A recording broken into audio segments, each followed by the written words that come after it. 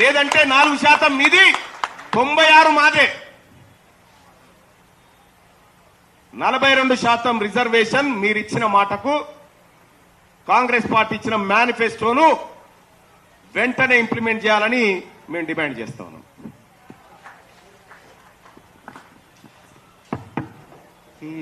ఈ మీడియా సమావేశంకి వచ్చిన గౌరవ electronic media, print media reporters అందరికీ ధన్యవాదాలు. అదేవిధంగా వచ్చిన నాయకులందరూ కూడా ధన్యవాదాలు చేస్తున్నాం. నమస్కారం.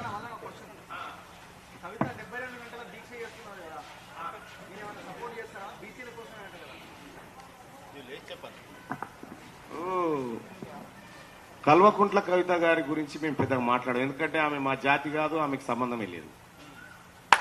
వాళ్ళ నాయన కోసం చేసుకోమను, వాళ్ళ నాయన కోసం దీక్ష కావచ్చు, కానీ బీసీలు మా కోసం ఏం దీక్ష అంటలేము. 72 గంటలు కాకపోతే 700 రోజులు చేయమను, ఆఖరి దినం దాకా ఎవడొద్దు అంటుడు, మాకేం సంబంధం లేదు కదా. కవిత దీక్షతో బీసీలకు సంబంధం లేదండి.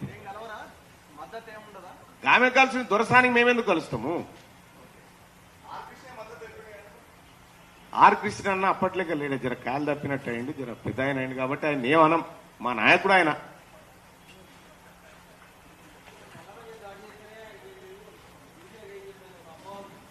ఎవరికి? మల్లన్న మీద ఏం చేస్తామో చూస్తావు కదా. ఇవాళ 42% రిజర్వేషన్ అన్ని పార్టీలు గిలిగలేలు మాట్లాడుతున్నాయంటే అవి ఈ బీసీ జేఏసీ పుణ్యమే.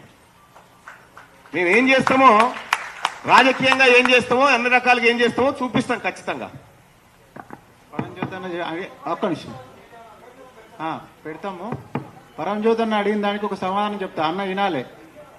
అన్న, ఈ రాష్ట్రంలో మొదటిసారిగా అగ్ర కులాలు లేకుండా ఎమ్మెల్సీ లిస్ట్ వచ్చింది. కారకులు ఎవరు? మల్లన్న. ఈ రాష్ట్రంలో మంత్రివర్గ విస్తరణ జరిగింది.